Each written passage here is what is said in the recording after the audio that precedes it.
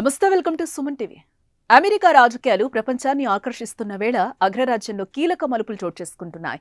ఇప్పటికే అమెరికా అధ్యక్ష ఎన్నికలు దగ్గర పడుతున్న నేపథ్యంలో రిపబ్లికన్ పార్టీ నేత మాజీ అధ్యక్షుడు డొనాల్డ్ ట్రంప్ ప్రచారంలో దూసుకుపోతున్నారు. కాగా డెమోక్రటిక్ అభ్యర్థిగా తాను తప్పుకుంటున్నట్లు ప్రస్తుత అధ్యక్షుడు జో బైడెన్ తెలపగా మరో అభ్యర్థి కోసం ఆ పార్టీ కమిటీ తీవ్ర చర్చలు జరుపుతోంది.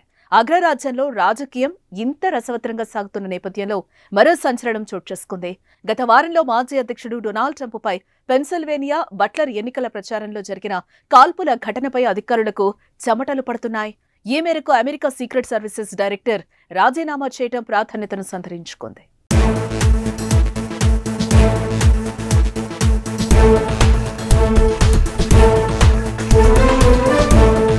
ఈ మేరకు ట్రంప్పై హత్యాయత్నం వ్యవహారంలో సీక్రెట్ సర్వీస్ పనితీరుపై తీవ్ర విమర్శలు వచ్చిన విషయం తెలిసిందే. ఇటీవలి కాలంలో సీక్రెట్ సర్వీస్ అతిపెద్ద వైఫల్యమని ఆ సంస్థ డైరెక్టర్ కింబర్లీ కియాటిల్ అంగీకరించారు. తాజాగా తన బాధ్యతల నుంచి వైదొలిగారు. ఈ వ్యవహారంలో ఏజెన్సీ తరపున భద్రతా లోపాలకు తనదే పూర్తి బాధ్యత అన్నారు. ఈ మేరకు US secret service director Kimberly July 23 మంగళవారం తన పదవికి రాజీనామా చేశారు. జూలై 13న పెన్సిల్వేనియాలో ట్రంప్ ప్రచార ర్యాలీలో పాల్గొనగా 22 ఏళ్ల థామస్ మాథ్యూ క్రూక్ అనే షూటర్ కాల్పులు జరిపాడు. ఈ ఘటనలో ట్రంప్ ప్రాణాపాయం నుంచి త్రుటిలో తప్పించుకున్నారు. చెవికి స్వల్ప గాయమైంది. ట్రంప్పై దాడితో అమెరికాలో భద్రతపై ఆందోళన వెల్లువెత్తుతున్నాయి.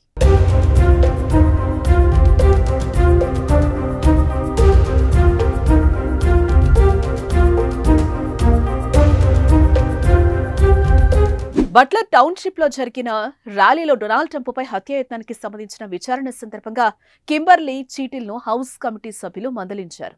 డొనాల్డ్ ట్రంప్ చివరి క్షణంలో తల కదపడంతో తూట అతని చెవిని తాకి త్రుటిలో ప్రాణాలతో బయటపడ్డారని హౌస్ కమిటీ పేర్కొంది.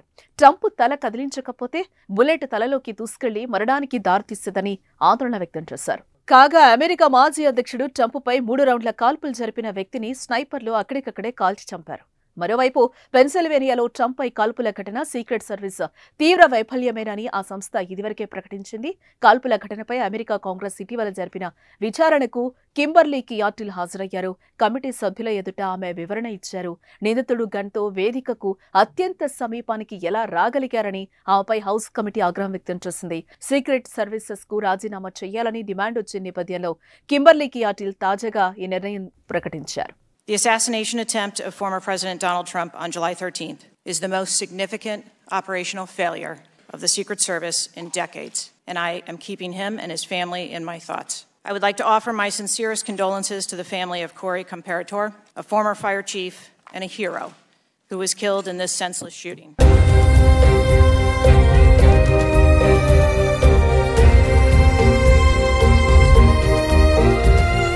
కాగా ప్రస్తుతం అమెరికా అధ్యక్ష ఎన్నికల ప్రచారం జోరందుకుంది. డొనాల్డ్ ట్రంప్ ర్యాలీలకు పెద్ద ఎత్తున ప్రజలు తరలిస్తున్నారు. ఎన్నికలకు కొన్ని నెలల ముందు అటువంటి క్లిష్ట సమయంలో సీక్రెట్ సర్వీస్ డైరెక్టర్ పదవికి రాజీనామా చేయడం ఆందోళనకరం.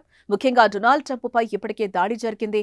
అధ్యక్ష అభ్యర్థిపై మరో దాడికి ప్రయత్నించవచ్చని ఆందోళనలు అమెరికా ప్రజల్లో కనిపిస్తున్నాయి. మరి దీన్ని అమెరికా కాంగ్రెస్ కమిటీ ఎలా పరిష్కరిస్తుంది అన్నది ప్రస్తుతం సందేహంగానే మిగిలిపోయింది. అంతేకాక ఫెడరల్ ఏజెన్సీస్ పనితీరు, క్రెడిబిలిటీపై అమెరికన్లతో పాటు రాజకీయ నాయకులు అనుమానాలు వ్యక్తం చేస్తున్నారు. దేశంలో పరిస్థితులు ఇలా ఉన్న నేపథ్యంలో ఎన్నికల ప్రచారం చేయడం కష్టమనే వాదనలు వినిపిస్తున్నాయి. అంతేకాక దీని కారణంగా ట్రంప్ తన ఎన్నికల ప్రచారం బహిరంగంగా చేయడానికి సిద్ధంగా లేరనే వార్తలు సైతం వినిపిస్తున్నాయి.